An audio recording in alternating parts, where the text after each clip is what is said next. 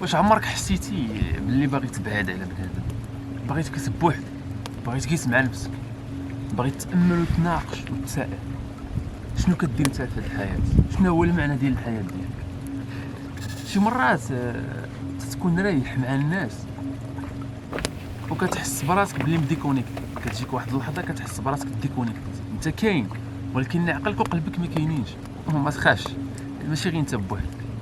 فهاد الشعور كيكلمنا عليه وكيهضر لينا عليه فيلم ديتاشمنت.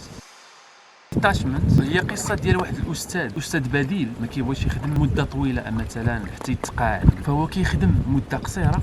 I want to tell you that today will be my last day with you. وهذا الشيء كيقول لك باش ما يرتبطش اماكن او اشخاص عاطفيين، ولكن يعني الباتريس غادي يهرب تاعي وحياته غادي تبدل 180 درجه ملي غادي يخدم في واحد الليسي. الطلبه ديالو او التلاميذ ما باغينش يقراو، مدرسه مرونه، الاساتذه محبطين، وحيت اصلا الاداره ما اداره ما والو.